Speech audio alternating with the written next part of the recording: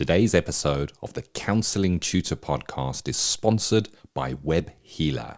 You're a counsellor in private practice and you need a website, or you've got an existing website which you need help with. Web Healer are offering Counselling Tutor Podcast listeners, that's you, £100 off the cost of a website design and build. Now, Web Healer specialise in websites for counsellors and psychotherapists. It's what they do. And the Web Healer team provide a completely non-technical, done-for-you solution, leaving you to focus your time on your clients. Operating for 20 years, Web Healer are a trusted resource amongst counsellors when it comes to getting your practice online. So get the package details and claim your £100 off coupon for your new website by going to counsellingtutor.com/website. That's counsellingtutor.com/website. Hi, I'm Rory and welcome to episode 301 of the Counselling Tutor Podcast.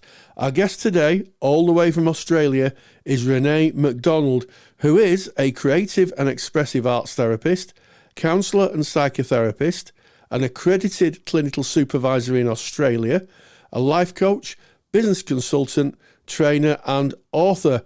And today, Renee will be talking about her new book, Rising with Butterfly Courage, Flipping the Script and Slowing Down to Speed Up, in which she shares valuable information for those wishing to succeed in private practice, or as Renee would put it, how to overcome tragedy and trauma and flip your script towards success. So with that said, let's get on with today's episode. Welcome to the Counselling Tutor Podcast, the must-listen-to podcast for counsellors, psychotherapists and counselling students. Here are your hosts, Rory Oakes and Ken Kelly. A very warm welcome to the Counselling Tutor Podcast, episode 301. Rory and I are here. We can't wait to delve into today's episode, and we're so glad you joined us. 3 stops on the journey, starting off with ethical, sustainable practice, where we ask the questions, why skills first learning is the future for your professional development. We then move on to Practice Matters, and that's the interview that Rory has already mentioned with Renee McDonald on her book, Rising with Butterfly Courage. And then, of course, we end today's episode with Student Services, where we see you, the student, on your formal journey. And today we're going to be speaking about preparing for the endings of your counselling course. And of course, it may not be the final lesson ever. You may be going back again in the new academic year. It's still an ending, as you'll see when we get to that topic. So starting us off, Rory, ethical, sustainable practice, skills first learning. Tell me more. Yes. Well, I think that, when we're thinking about our profession, Ken, one of the things that strikes me is that although there's a great amount of theory and academia within counselling, actually, when we come to the sharp end, where the rubber meets the road, it's an application of what we've learnt. It's about using your skills and your knowledge to be able to help a client. So let me give you an example. If you hired a plumber to do some work, and the plumber turned up and said, oh yes, you've got a burst. Well, I know all about the history of Victorian plumbing from the 1800s, and you thought, oh, that's very good, and all about the structure of pipes and the strength, the pressure of water, and you think, great, can you repair my leak? And you go, not really. You may want to be finding another plumber, and I think that analogy I'd use maybe to kind of think about how we use our knowledge, and is the knowledge that we're learning, are we able to apply it to actually skills, application to be able to help the client? Having knowledge is one thing, but turning that knowledge into practical skills, and certainly to develop it within the relationship, I think is slightly different than just having knowledge, Ken. Agreed, 100% agreed. And we've kind of woven skills first learning into everything that we do in Counselling Tutor. And you may have heard Rory speak about craft-based learning. It's the same kind of thing. It's moving away from who the theorist was and what years they lived from and to and what all their other theories were. And it's focusing on what can you apply in the here and now of your counseling room or online if you're working over a telehealth platform with your client. What is the effectiveness of that? How is it going to make a difference to them? It is the skills that we the way that we interact with the skills that we learn that make the difference in the therapy. And I've often said, I think I wrote an article on it once about that first therapy session when you first go into practice and the door closes and all of a sudden all the theory's gone. It's just you in that room and the client in that room, and it's your skills that are going to glue that relationship together. Now, when Rory and I are speaking about skills first learning, we're not necessarily speaking just about counseling skills of silence, focusing, reflection, paraphrasing. We're speaking about the application skills of what is learned, what is effective and what works, rather than the theory that underpins that. And of course, you need to learn the theory that underpins it to understand where it comes from and that it is derived from research. But more so, how do I now use this within my session with a client? And I guess it comes into enhanced therapeutic skills. Counseling relying heavily on the practical skills, that empathic listening, that building communication, your communication skills by having an understanding where the client feels that they're in a threat-free environment. All of that is provided by your way of being, how you are and how you present within that therapy room. And there's a skill to that, Rory. There is. That's why so much of counselling training is taken up with personal development and observation of counselling skills, and making sure that people who are practicing within the modality they're taught. And there are so many kind of hidden skills in counselling.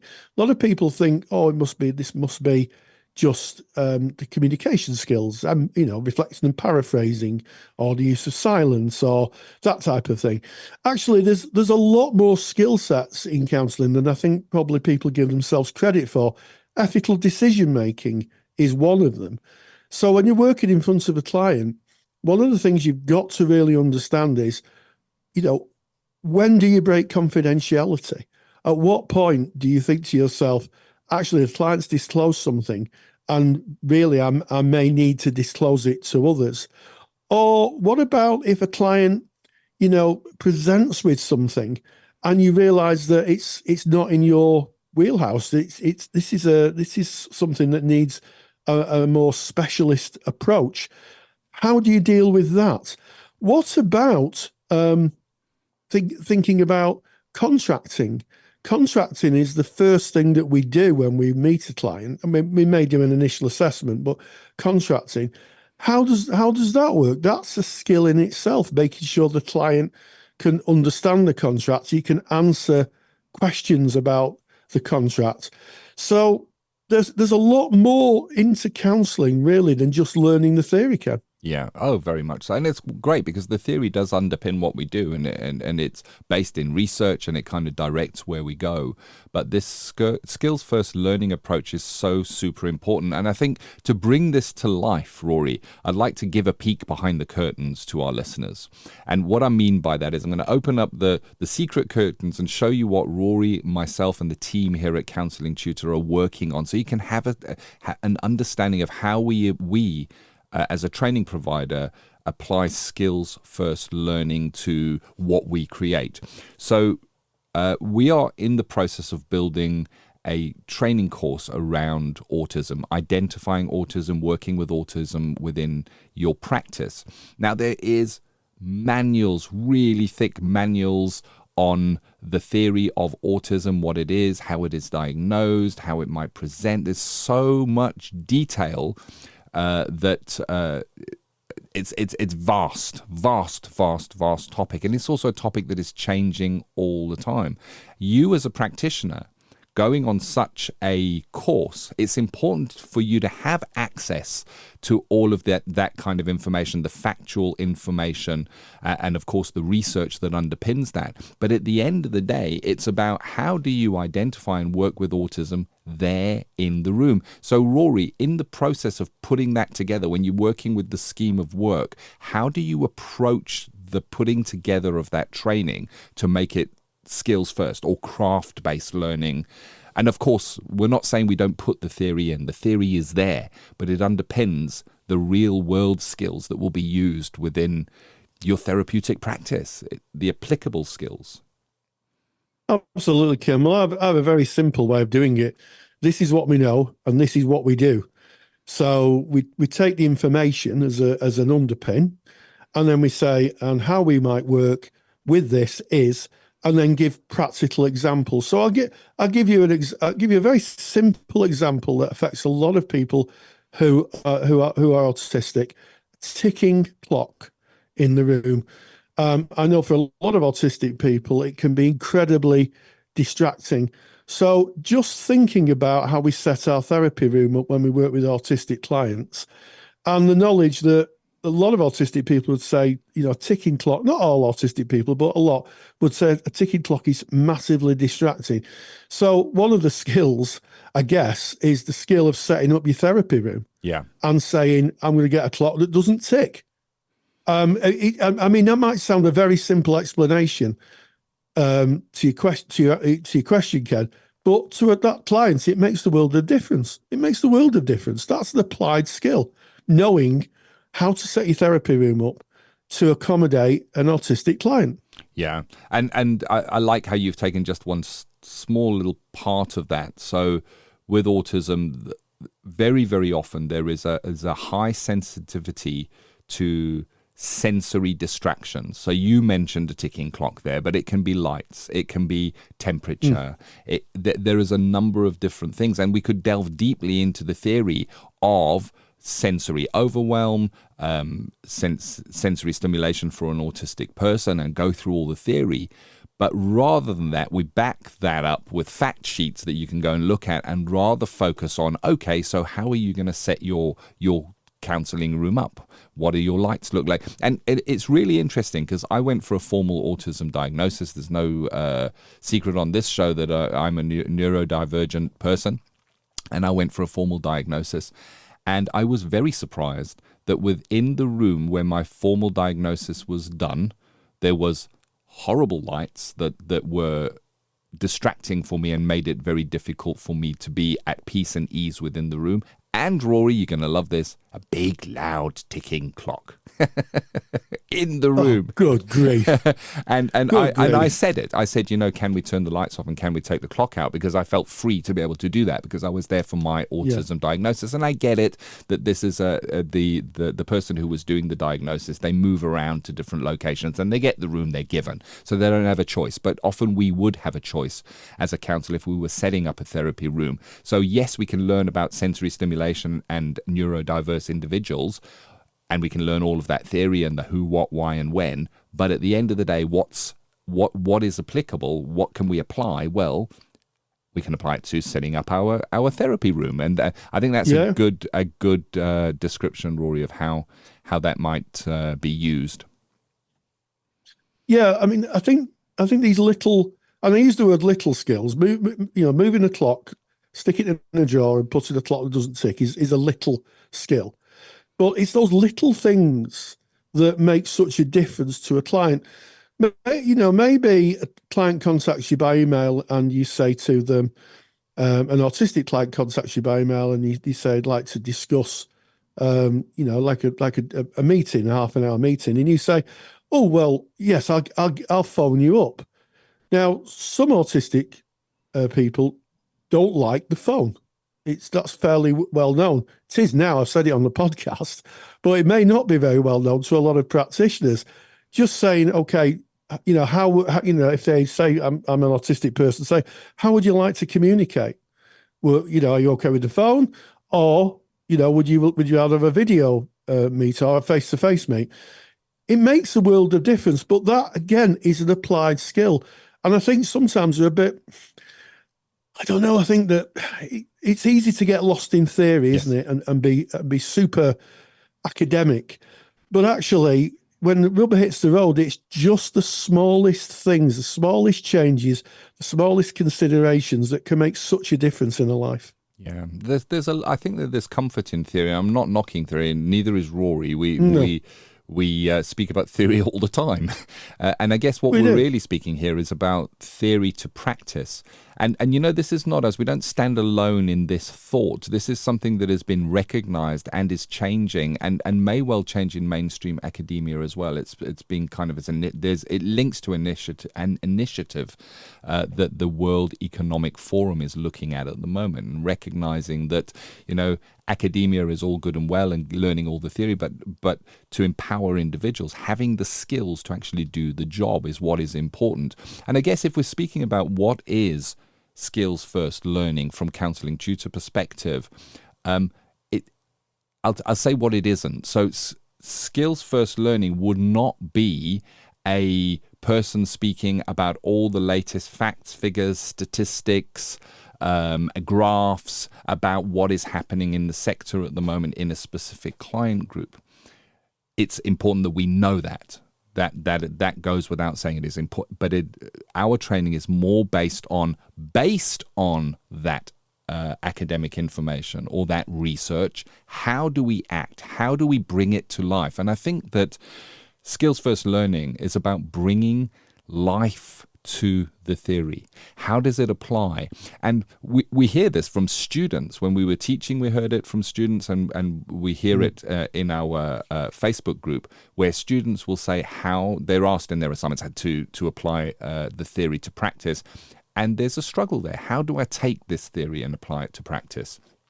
And it's interesting how training is theory first, and then you work out how to apply that, as opposed to that balance of both. And of course, it is the balance of both. That's why it's asked in the assignment. But the fact that there's a struggle in that area may indicate that skills first learning is a way of understanding how it applies, as well as understanding what it is more beneficial to the client and the practitioner at the end of the day, Rory. Absolutely. And I guess the best way of explaining it, about this time of year, so we're making this podcast in the April of 2024. When I taught, I get phone calls from people who wanted to study counselling at practice level 4 and above. And they'd say to me, can I jump on right into level 4 because I've got a psychology degree? And I'd say, tell me about it. And it would be they studied psychological theorists. And I would say to them, the difference between studying the psychology degree and studying a counselling qualification. And he'd say, what? And I'd say, a psychology qualification teaches you about the mountain. A counselling qualification teaches you how to climb it. And I think that's the analogy I'd use. Having information is brilliant. And as Ken said, we're not knocking anybody's academic qualifications, or, if anybody's done any academic study, that's fantastic. But it's how much you can apply in the field of work you're doing. And that's what makes any kind of therapy training, and we're talking about our autism course, really different, because it's application. It's taking existing skills that you have in this case and adapting them to a different client group. And some of them are very, very straightforward, but unless you know the theory that underpins why you're changing the way you might work, you may very well not be, serving your client in the best way. So, yeah, having a skills first mindset, I think, is just so important, Ken. Yeah, and you mentioned the autism course, and of course this runs through all of our training. The reason I put the autism course in is because we were giving you a peek at what Rory was working on at the moment. Our online and telephone counselling training is exactly the same. Our trauma-informed practice training is exactly the same. And part of that secret ingredient, I guess, is the talking about a little bit of theory, then breaking out and then practicing that. Maybe seeing a demonstration by tutors, playing something out and commenting and saying what you might have done differently in that situation. And I'm very warmed to say that this actually happens in counselling training, in core counselling training. If you think about it, it is very skills first learning. And the reason for that, as you said, Rory, the difference between psychology and counseling, within counseling, you do a lot of self-evaluation or introspection. You're looking into self. You're going to be doing personal development work. You're going to be doing skills groups with colleagues. You're going to be engaging in your own personal therapy during that journey. You're going to be writing about the developments that happen within self. And that really is skills first learning, where you're saying how that theory applied to me and how I saw that happen within my life, so that we can bring that to the therapy room. So I think that counseling is stands separate to many academic courses in that. I think counseling without a skills first learning approach to counselling, I think it would be pretty tricky if you just read all the theory books and then were expected to go into a room with a client to apply that. So I think that counselling is great training, and it's why it is so demanding, I guess, is because we are learning the application of that within our own lives and in the lives of others. Really important. And I guess what also skills first learning is two academics discussing a topic at a high academic level, where I see it on panel shows where they'll discuss a topic and they discuss the law of it and the legislation of it, but what they don't get down to is how it affects me, the person in the street, and how my life will change and what difference it will make to me or to my family. I'm just talking about news, watching the news now. And I think from a skills first learning perspective, it's all about how it's the impact or the application of what is learned. And I like how you started this, Rory, with the plumber. If you had a plumber who came in and sat and told you all the names of all the parts of your toilet, and, oh, that's an unusual U-bend that was invented in such a date by Mr. U-bend. Oh, by the way, none of this is true. I'm making it up. Don't quote us or send in letters saying it wasn't Mr. U-bend. It's not going to fix your toilet. You want the person to have an understanding of the theory, but they need the skills first learning to be able to go, right, okay, and open it up, change it, or do whatever needs to be done to make that repair. So that's plumbers for you. Any closing thoughts on skills first learning, Rory?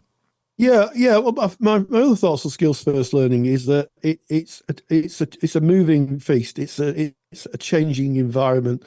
So a lot of the people who take our trauma-informed practice course are now discovering that they're going to have to use skills to work with trauma that they weren't taught in their first trainings, that they're going to have to adapt the way they work. And I think that's the important thing to finish on, because, what we learn may get us here, but it's not going to get us where we want to be, or the clients where they want to be. Yes. We have to move with what new research and new information tells us. So a skills first mindset is saying, this is a skill set I've got, but actually, what's next? How do I need to adapt that? Because one size doesn't fit all. And I think if you've got that mindset, that skills first mindset, you're going to be eternally curious, eternally tuning up your practice. And I think that can only benefit your clients. Thank you, Rory. Great topic. Thanks for bringing. That is our ethical, sustainable practice for today. So we're going to move from ethical, sustainable practice into practice matters. And this is the CPD section of the Counselling Tutor Podcast, where we try to bring you an expert in a specific field. And Rory, you met up and had an interview with Renee McDonald, who is an authoress. And she wrote a book about Rising with Butterfly Courage is the name of the book. And it's flipping the script and slowing down to speed up, Rory. Yes, I've read the book, and it's a very inspirational tale of somebody overcoming difficulties in their life, taking on challenges, and developing a growth and business mindset to be able to do all the wonderful things that Renee McDonald does. So if you're interested in how to how to kind of take on challenges and maybe think your way through things, this book really, really is for you. And I asked her about it, and this is what she had to say. Practice Matters is proudly sponsored by the Counsellor CPD Library. To access top quality, relevant continuing professional development for your practice that you can do at a time that suits you, and all for less than the price of a cup of coffee, visit counsellingtutor.com. Starting up in private practice or running any business can be a challenge. I'm joined today by an author of a book, therapist and a coach, who's written a text called Rising with Butterfly Courage, Flipping the Script and Slowing Down to Speed Up. It's a new book, and I'm very excited to welcome Renee McDonald. Renee, you're very welcome. Thanks for having me, Rory. Yeah, it's an interesting conversation, because I think the first thing we have to acknowledge is that I'm in the UK and you're literally on the other side of the world. You're in Australia. So I guess my first question is, what prompted you to write this book? What was it that prompted you to get this book out and share it with the world? It's so interesting being a therapist and writing a book. It's a bit of a twisty mind thing, isn't it? Because do I write the book for ego? Do I write the book for my colleagues? Do I write the book for myself? Do I write the book for clients? Do I write the book for the general public? What am I writing my book for? But actually, the truth is, there was a knock on my door from a contact on LinkedIn. So I actually got asked to write this book. And I got asked to write this book because, thankfully, I already had a name and a reputation because of my online therapy business and online therapy training business. So a bit like you, Rory, I do similar things in Australia, but also throughout the world, teach people about online therapy. So I had a bit of a big LinkedIn following. And so then I was contacted by a publisher to ask to write the book. Yes, and I think it's a very interesting book. I've had a quick read through it, and one of the things that kind of struck me, it's a very structured text. In other words, it's not overly academic. Although you are an academic, but it's not overly academic.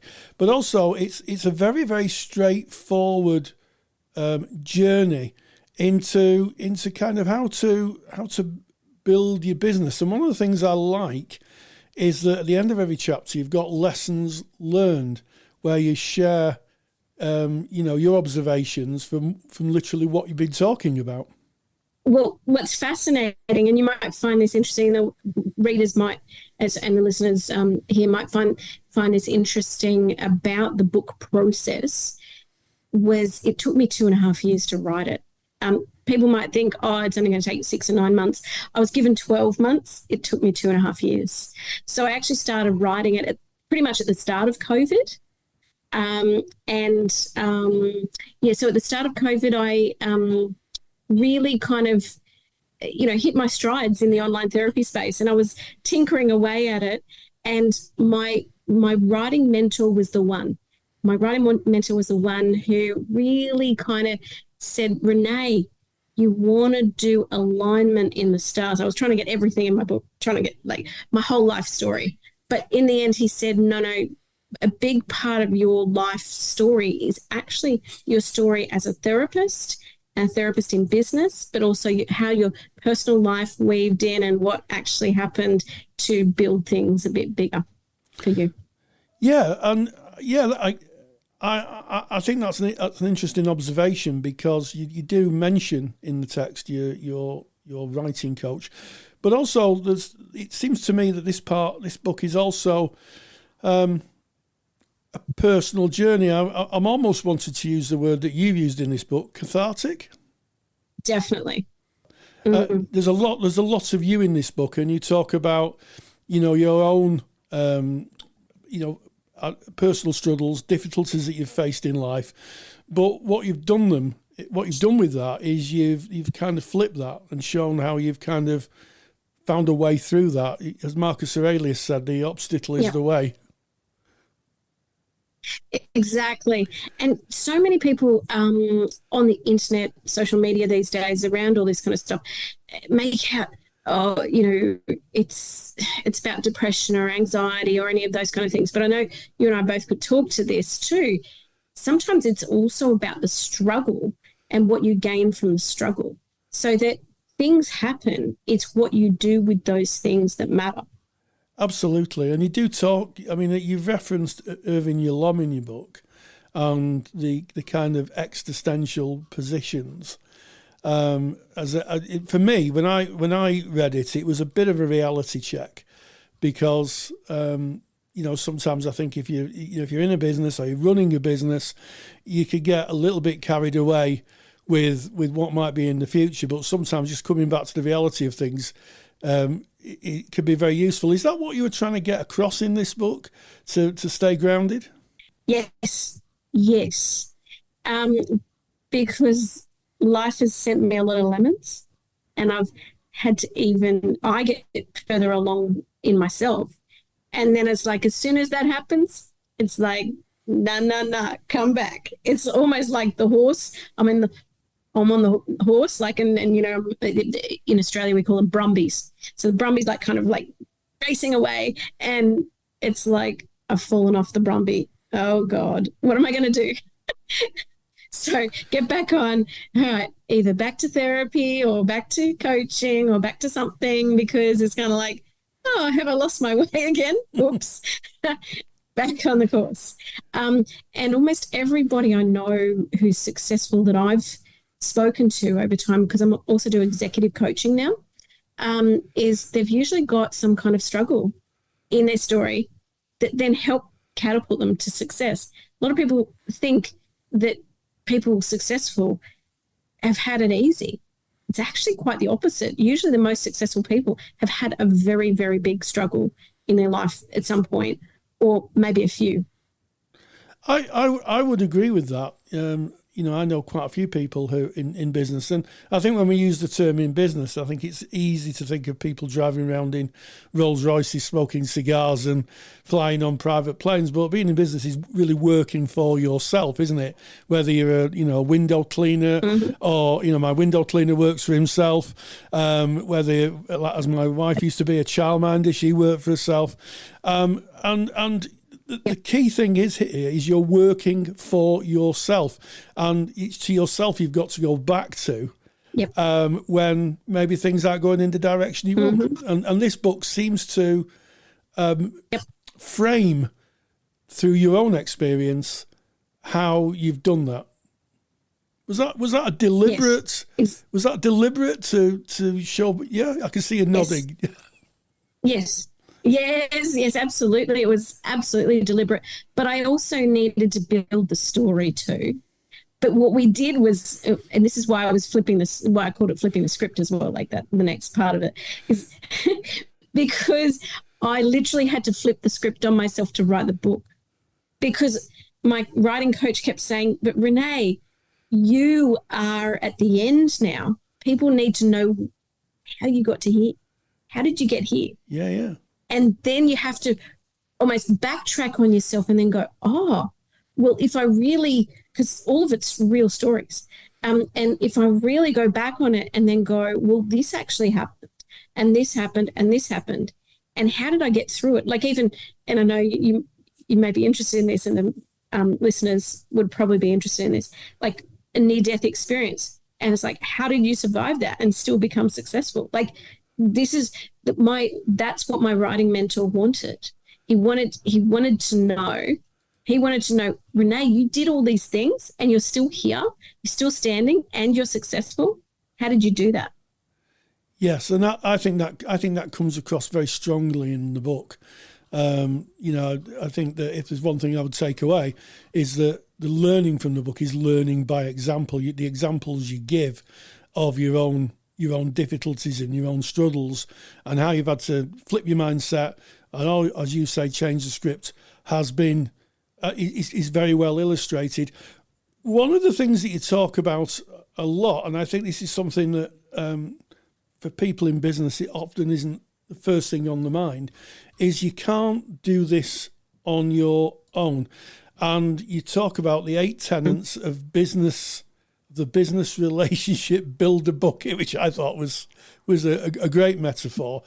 And you talk about kindness, love of your work, working on conflict, apologise early and often, appreciation, dreams and creativity. But I was interested in that you drew this idea from the Gotham method of couples therapy.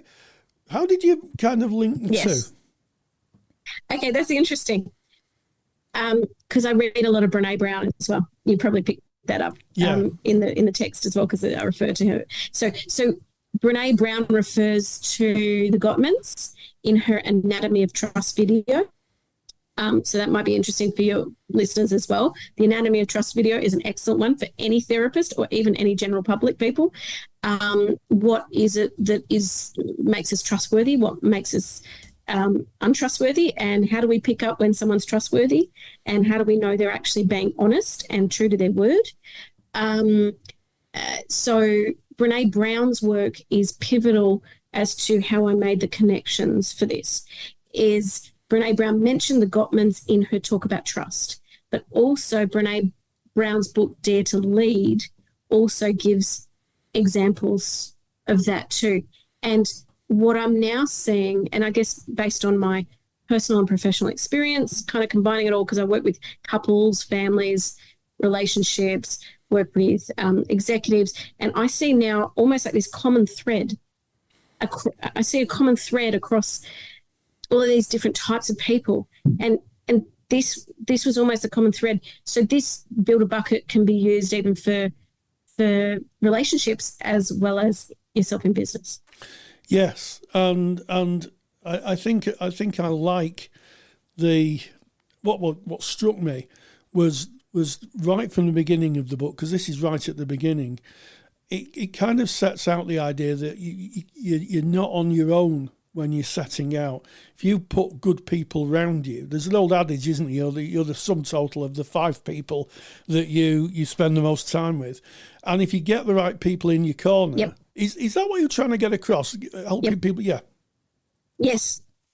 Yeah. And coaches say that everywhere, the sum total of 5 people, absolutely. And, and I'll put this out there. I've had my own family struggles. I think most therapists usually have, to make us go into the therapy work. Just because you have, negative family upbringings has nothing to do with whether you can have a successful business or not.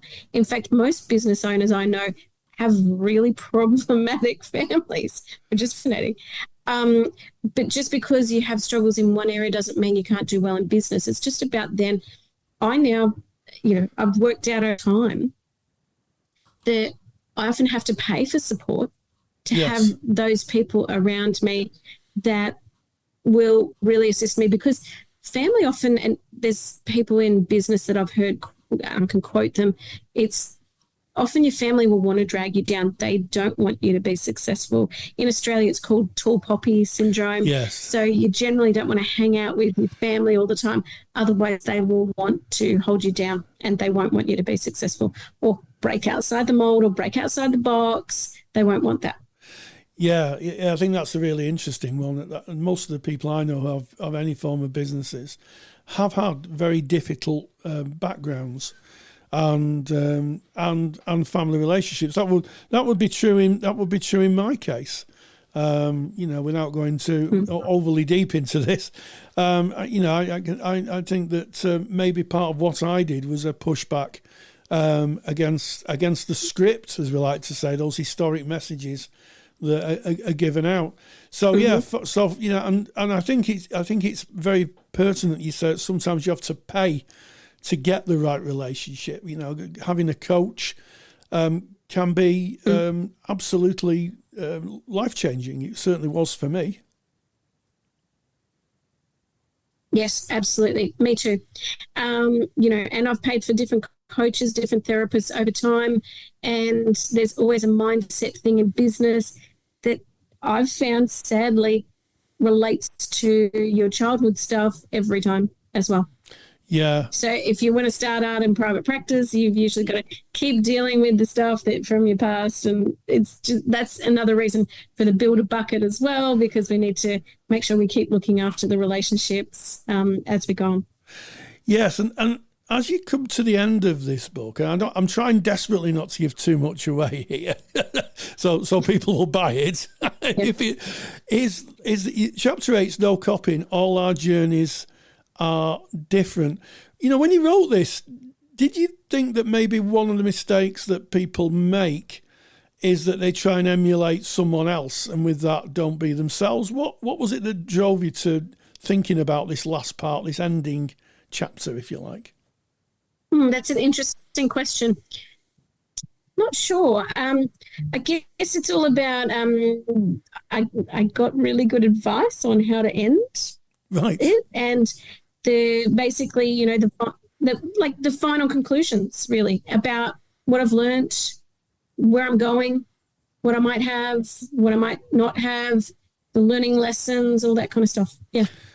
Yeah. So I mean, I guess for those who come from Manchester, England, I'll be quite aware of a song called Supersonic, which starts off by saying you've got to be yourself, you can't be no one else, and I think that is a wonderful way of ending the book, because as you say, all journeys are different, and you have to find your way in the world, and I guess that's probably the biggest challenge for all of us, isn't it? Finding our way.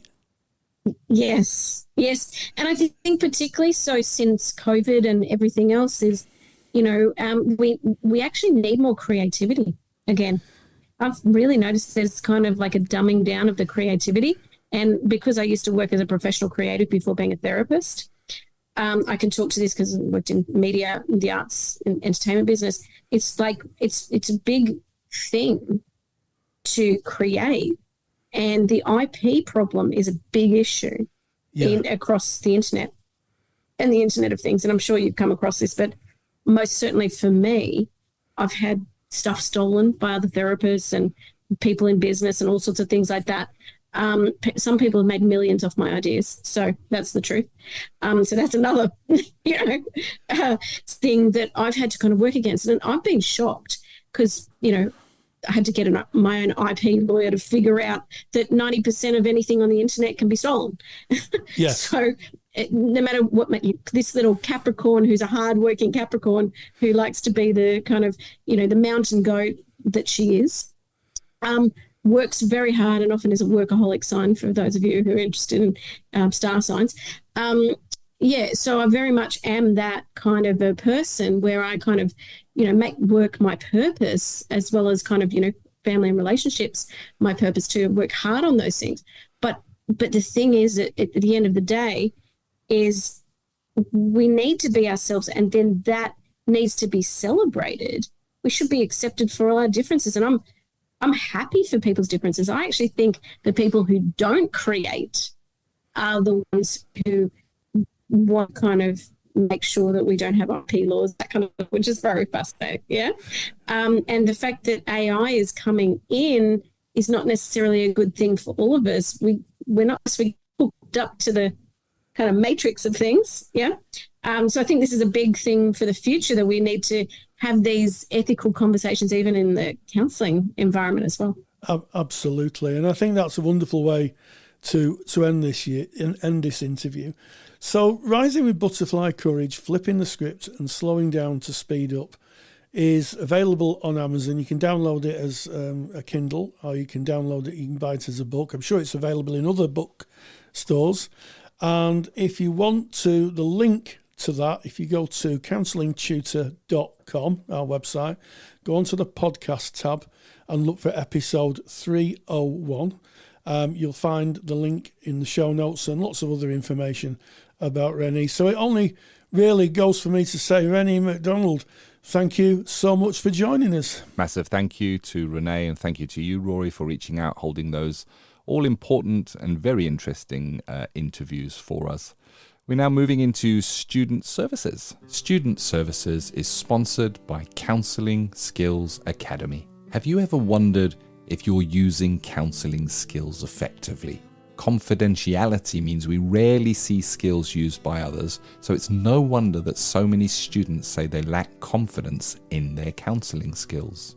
That's why I built Counselling Skills Academy. Counselling Skills Academy is an online course that you can do at your own pace. It will give you the skills competence and confidence to know that you're using your skills most effectively. You will see real counselling skills used by a counsellor in real life sessions, covering everything from how risk is assessed right through to working towards an appropriate ending. Visit counsellingskillsacademy.com to learn more and to claim your counselling tutor discount. That's counsellingskillsacademy.com.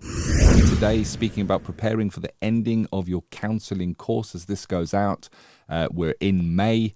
It's not that too far away, the end of the academic year here in the United Kingdom. When we speak about the ending of your counselling course, it doesn't mean you're at the end of all of your training. It may just be that you've finished a level 2 and you're going on to a level 3 next year.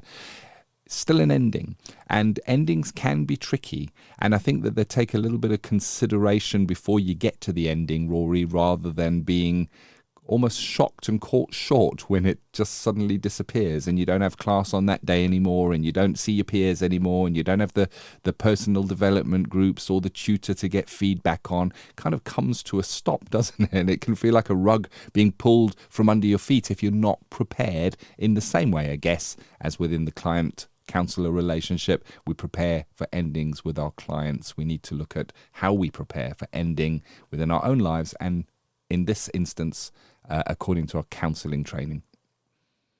Yeah, absolutely, Ken. I can remember I used to train on a Wednesday, and I can remember when I finished my formal training, when I graduated my diploma, the next week sitting at home, because I used to have Wednesday as a day off in those days, and thinking, well, what am I going to do next?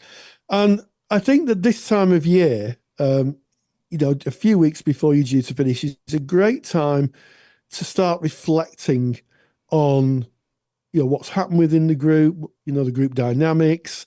It may also be the time you're doing your personal reflection, your personal development assignment, which a lot of counselling courses have. But just think about the journey. Don't think too much maybe about destination, but just reflect on the journey and what's changed for you. And think about the joy of embracing the next step. That might be that you go to another course. You may be doing a certificate, and then you might decide to do a diploma, or you might decide to do a degree.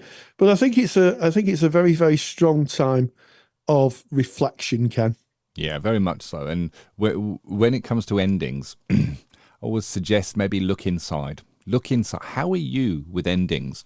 A great way to think about endings is to think about maybe something that might have happened in your life that ended abruptly without you expecting an ending.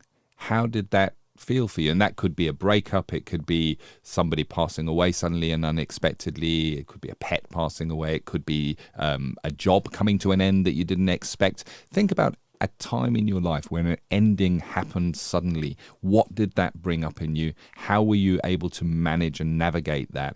And then think about something, another part of your life where something just went on and on and on and there was no ending, where it's the visitors, where you're going whew, and you're looking at the clock and you're doing all the squirming in the chair and the and the yes type of behavior, and it just goes on and on and on. And how did that feel for you? Because understanding how we react to endings is pretty important. And what tends to happen, we saw this in the time we taught together, Rory. One of the things I noticed when a course came to an end, almost all the time there was a message in the group of, we're going to stay in contact, we're going to get together regularly and meet up. And it's a kind of, I understand it, because it's trying to hold on to that was. This is a special place, this is a special group, and they are. Yes. But even if you do try and hold on to it, it's not the same. It's not the same group. You know, if you say, oh, well, we'll still, that's the end of our academic year, but let's still get together every Thursday. It's usually pretty short-lived because the ending has come, and it's about letting go. And when we look inside, we can say, how am I with this ending that's coming? Do I feel myself wanting to hang on and to be attached to that? Am I okay? Am I okay to go, you know what, this is the end of that and moving on? And for me, an ending is like the ending of a chapter in a book.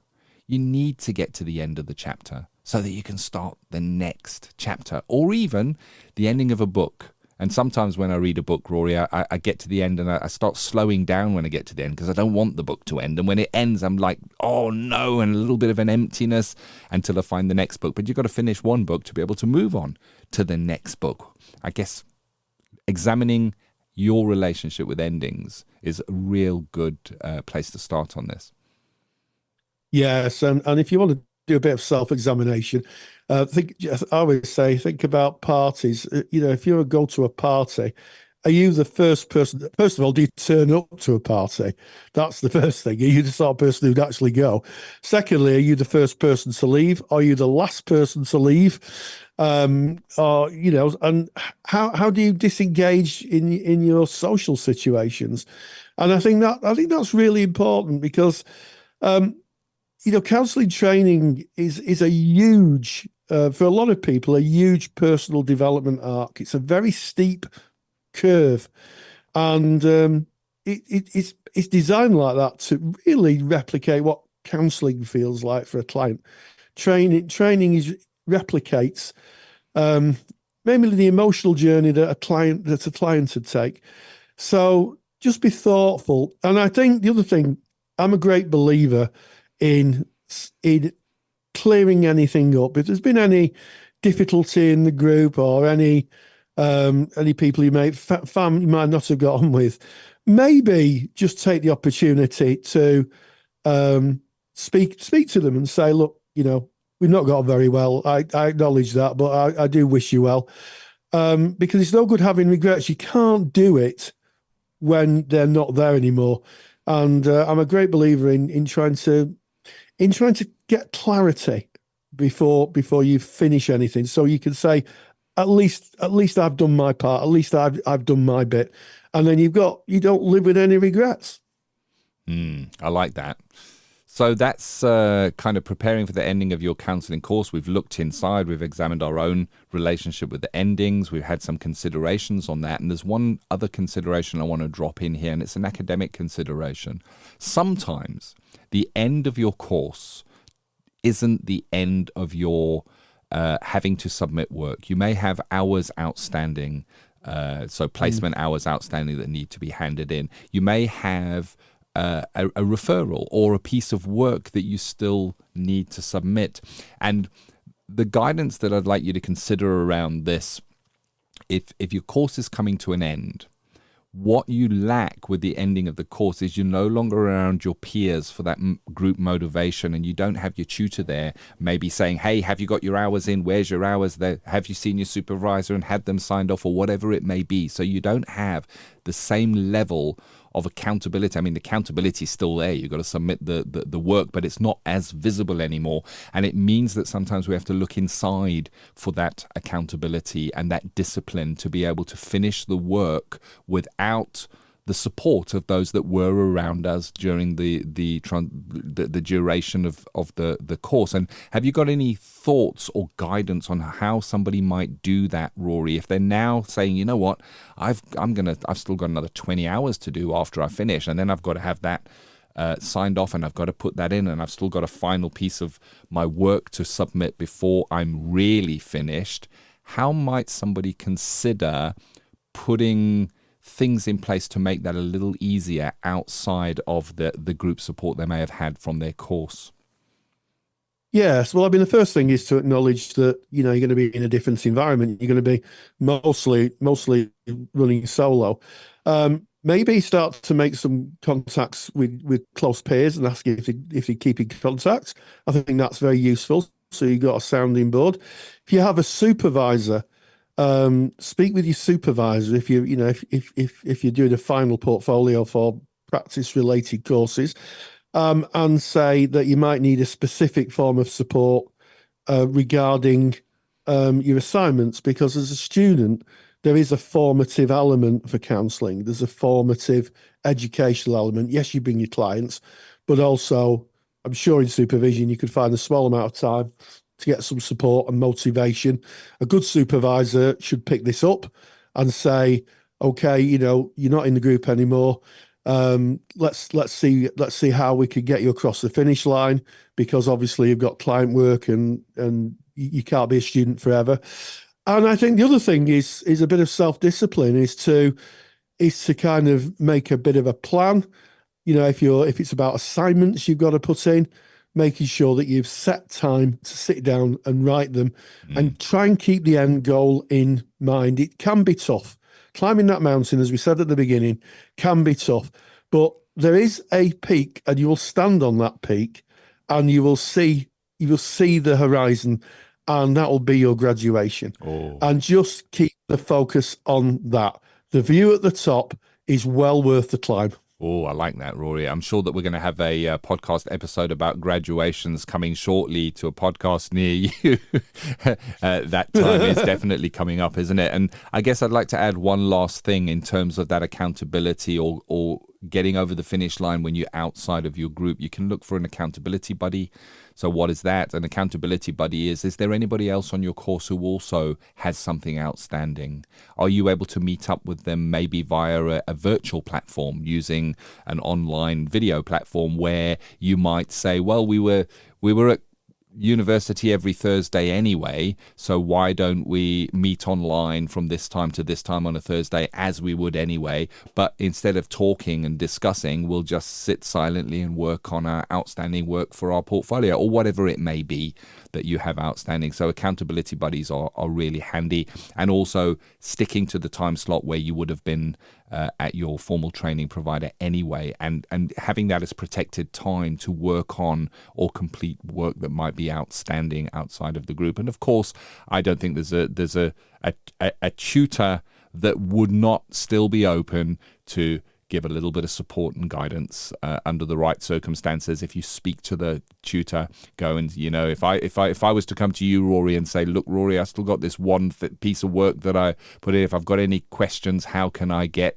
a question to you, seeing as though I can't use the college system anymore? How might I do that? I think you may be very pleasantly surprised that your tutor might make some accommodation there for you. I would hope so. I know that kind of myself did that for many years. Yeah. And made sure that, as we always used to say, semper fidelis, always faithful. We never left anybody in the field of learning who wanted to learn. We always helped them get across the finish line. And if you are in that position, just, as I say, just keep in mind that you will get there, and also focus on your why you wanted to become a counsellor. When it all becomes tough, just go back to your why. Why did I do this? And that can sometimes just give you a bit of energy. I tell you what, it kept me going when I did a half marathon about 20 years ago, and that was that was really tough. So the why, I think my why I'm doing it, I was raising some money for charity, kept me going. So yeah, that would be my sage observation, Ken. Thank you, Rory. And as we finish the topic of preparing the ending of your counselling course, we reach the ending of episode 301 of the Counselling Tutor Podcast. Yes, we started with ethical, sustainable practice and why skills-first learning is the future for professional development. Application of skills in the service of your clients. With Practice Matters, we spoke to the inspirational Renee McDonald, who talks about her new book, Rising with Butterfly Courage, Flipping the Script and Slowing Down to Speed Up. A book all about overcoming adversity and developing a counselling business. And then in student services, we just talked about endings, preparing for the ending of your counselling course, practical observations for the emotional ending, and also the more practical elements of maybe if you've got work to hand in. Before we part ways today, I've got a bit of a heartfelt ask of you all. If you liked our podcast today, why don't you consider sharing it on your social medias with your friends or your colleagues if you think it might help for them. And also, if you're listening on a podcast platform like iTunes or the many podcast platforms, why not leave us a review? Ken and myself love a review.